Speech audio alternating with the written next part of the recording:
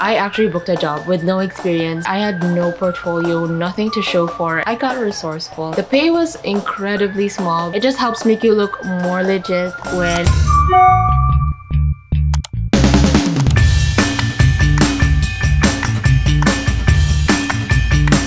Hey guys, welcome back to my channel. In this video, I'm going to be talking about how I became a virtual assistant, how I started my online and remote career. So basically going through the whole timeline of all of the jobs that I went through, how I applied at these jobs with no experience from scratch. Then I'm also going to be talking about some tools that I find helpful in starting your career. And last but not least, some platforms that I recommend where you can start your digital career. I am working with EDGE Tutor in this video, so I'll talk about them more towards the end of this video. So first, let's go through my whole timeline. It all started in 2019. At this point, I was a second-year college student. Just for some context, my college course is called the Executive Resources Management Program, and I graduated from the University of San Carlos. My program is basically an elevated version of office management. The goal that my university had for my program was that at the end of the course, we could apply to the different departments in a company, which is like HR, marketing, operations, etc. So when I was still studying, a lot of our teachers referred to it as the jack of all trades. So that's my background. It's mostly in office management. Also, just to let you know, I feel like this is an important detail as part of my journey. My first choice for college was something in the arts, either graphic design or film school. But I felt like it was a bad decision because number one, the job pool for these courses aren't that big in the Philippines. I just feel like after graduating, I might not have that many job options. And number two, it was very expensive, so it didn't seem worth it. So as much as I wanted to study in the creative programs, I decided against it, seeing that it was such a risky course and with not a very promising outcome. So I went the practical way and I went to the business office management course. At that time, I was convincing myself that if the arts, if the creative industry is for me, it'll find its way into my life. But for right now, I'm making the practical decision. I wanted to include that little detail because I feel like it's important as part of my journey. In 2019, when I was a second-year college student, I was so bored of my classes. We were making reports and essays and working on all these projects that I found so boring. And at that time, one of my friend's sister actually works as a freelancer, and she mentioned that one of the websites her sister used is onlinejobs.ph. So I went to onlinejobs.ph, made an account, and started applying to all of these different job openings. I was specifically looking for jobs that had the keywords virtual assistant, social media manager, or graphic designer. I had no experience whatsoever in any of these jobs, but because I was very much interested in graphic design, I decided to have at it, take a risk, and start applying to these jobs. So the first job that I ever landed was as a social media manager for a skincare brand. Having no experience whatsoever, I specifically looked for jobs that required unpaid outputs or unpaid trials. For somebody with no experience, nothing to show for, this was the only way that I could showcase my talent, showcase my skills. There's no way for any of these recruiters to gauge what your skills are, to gauge what you can bring to the table. So one of the tips I have is that even though you don't have any experience, try to make something out of it. In these job listings, you're really trying to sell your skills, trying to sell what you can provide. And so how are you going to do that without any proof? And it actually did work because for my first job, I was working for a skincare brand, right? And so one of the unpaid outputs was for us to design or edit a photo that we wanted to include in their social media platforms. So I looked up a stock image, I created a caption with some hashtags. Seemed like they really liked it, and after multiple trials, I did end up booking the job. And at that time, I was so excited because I actually booked a job with no experience from scratch. So I actually only lasted at this job for a month, but it was a good experience. And I just continued being a college student. Fast forward to 2020 when the pandemic hit. During the pandemic, a lot of companies were letting go of their employees. So in my mind, there was that crippling fear that after I graduated college, if I didn't build any experience, no company would hire me. So I was kind of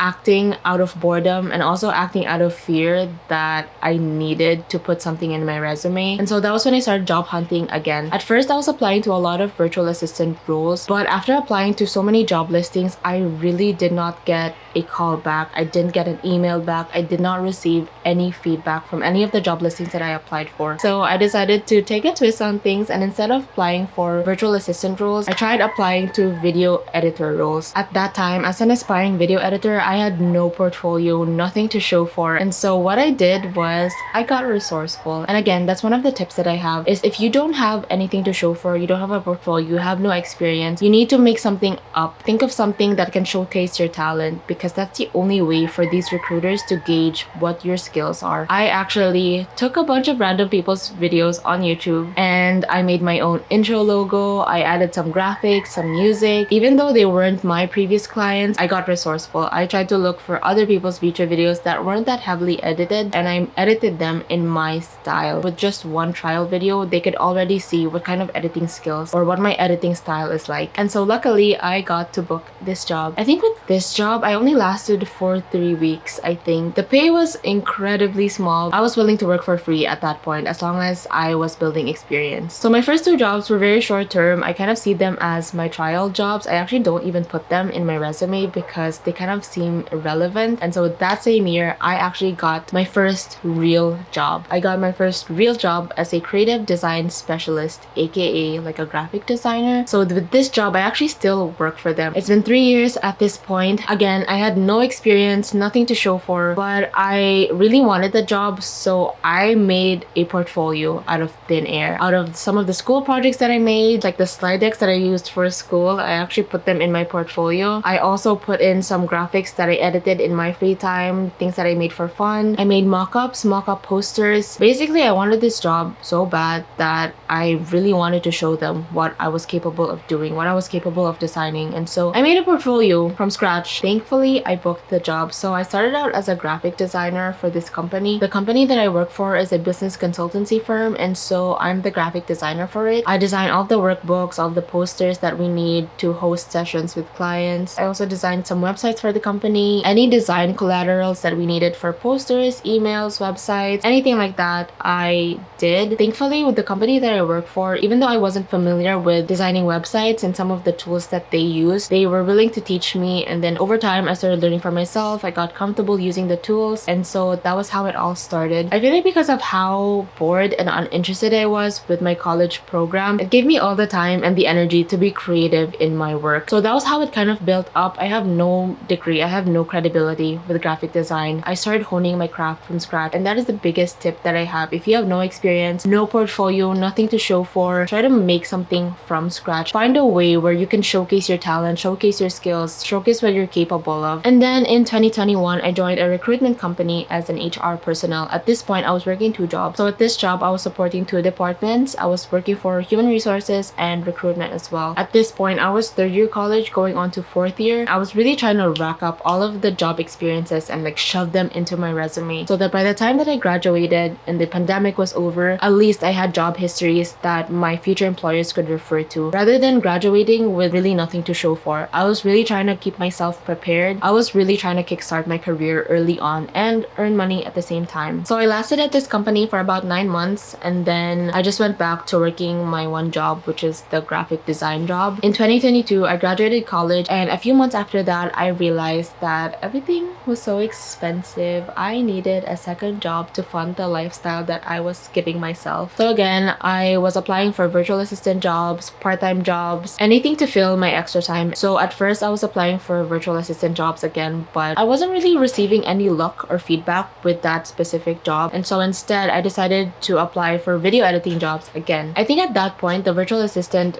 pool was very oversaturated, and a lot of employers were actually looking for video editors. Based from my experience, these employers can be entrepreneurs, aspiring YouTube creators, business owners. They're looking for video editors to kind of showcase their industry, showcase themselves. So out of all of the job listings that I applied for, I think I only got 2 emails back. One of it fell through, and the other one was from an entrepreneur who was an aspiring YouTube creator, and he was looking for a full-time editor. With this role, this was actually the first time that I started creating legit YouTube videos for another creator. It was in the AI technology niche, and what's interesting about this job was that I was the first full-time editor that was hired. A lot of the branding from the channel, the color scheme, the fonts, the graphics used, I kind of kickstarted, kind of paved the way for the branding for the rest of the videos. During my time there, they hired more editors, about like 3 or 4 more editors. After 8 or 9 months, they actually came up with a new role for me. Instead of being a video editor, they offered to have me as a channel channel manager, which requires more research with trending topics, analyzing the analytics, reports, coming up with content, scheduling it with the team, just more of a project manager role. And at that point, when I was in a meeting with my boss, I was so curious, just like taken aback with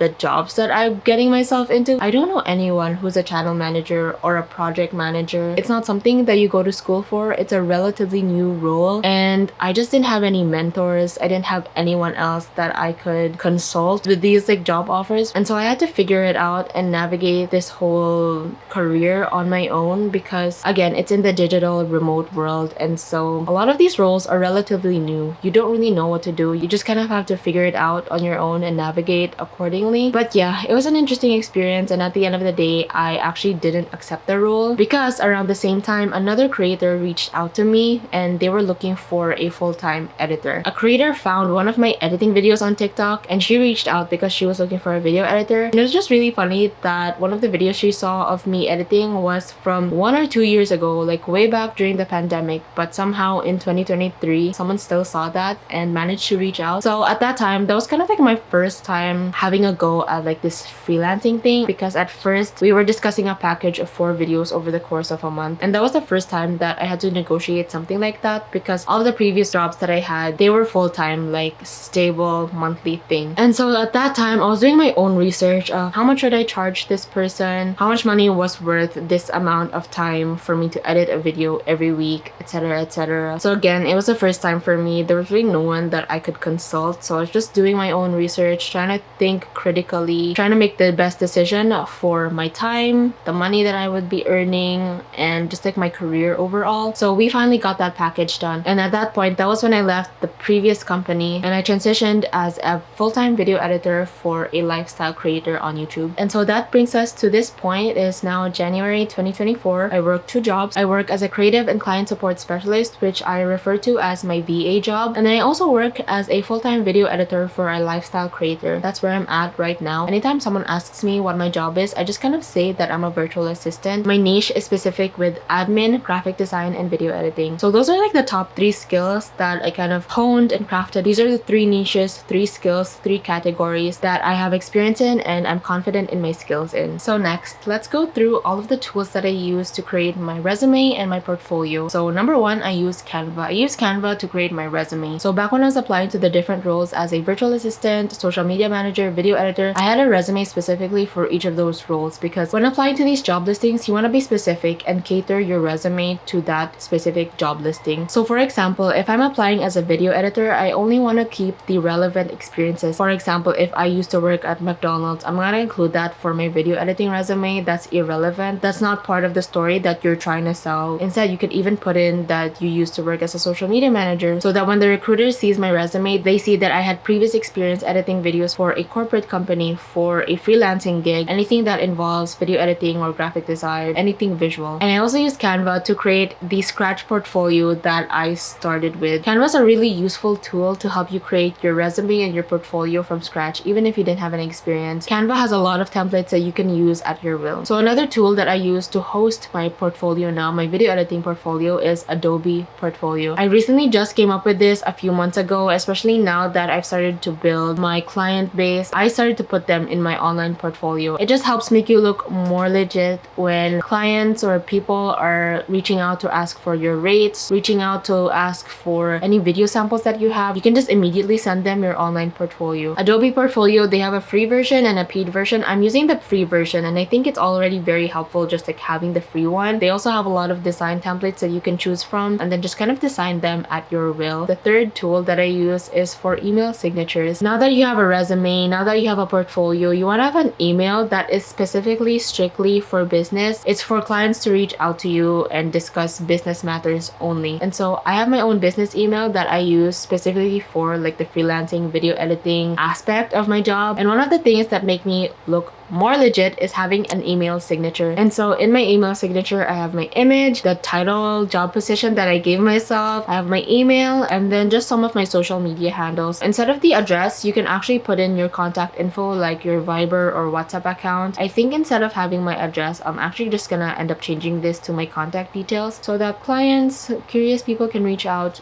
to discuss business matters. So that's a third tool that I use that I find helpful. Last but not least, let's discuss some websites that you can use to build your online and remote career. I get a lot of questions on what websites I use to book clients or book jobs. And this is based from experience. I used to job hunt on onlinejobs.ph, but I don't recommend the website to you guys because they don't have the safest measures when it comes to employment scams. And so you have to be hyper aware and vigilant of what jobs you're applying for because not every job listing in there is legit and you have to use your critical thinking skills. So whenever I mention onlinejobs.ph, I always tell you guys to proceed with caution because again, there's a lot of scam listings on there, scam employers. So you just need to be like hyper vigilant on what job listings you're applying for. Again, take it with a grain of salt, proceed with caution. Be that as it may, I'm always on the lookout for opportunities that are reliable and safe, especially for those of you who are aspiring to start your digital and remote career. And so in this video, I'm happy to be working with EDGE Tutor. EDGE Tutor provides global opportunities to Filipino tutors by sourcing, screening, training, and retaining highly qualified educators. They're basically hiring online tutors, so if you haven't considered it yet, you may want to start your career in online tutoring. They operate in 20 countries across the Americas, Europe, and Asia Pacific. Based on the stats that they provided, EDGE Tutors experience a significant 2 to 5 times increase in income versus traditional teachers. Their mission revolves around empowering Filipino teachers and global learners through online tutoring. What's even more impressive is EDGE Tutor's commitment to accessibility. Teachers from different provinces in the Philippines are part of this initiative, showcasing their dedication to providing opportunities to educators across the nation. They have a pool of predominantly female teachers and a targeted focus on the lower middle income class, which goes back to their mission of providing global opportunities and careers to Filipino citizens. They will interview you, screen you, train you, and once you're hired, help you get paid. So when it comes to starting your online and remote career, I highly recommend EDGE Tutors. Here's a list of some of the positions that are open at the moment, but the list always changes. So if you want to keep updated, click the link in my description below to start applying and keep updated. So that's the end of the video. I hope this was a helpful breakdown of my timeline. I hope some of the tips and tools that I mentioned were insightful. I hope you learned something new today, and if you have any questions, please leave a comment below. I'll make sure to respond to them. Otherwise, don't forget to check out EDGE Tutor. The link will be in the description below. Don't forget to like and subscribe, leave a comment, and I'll see you next time. Bye!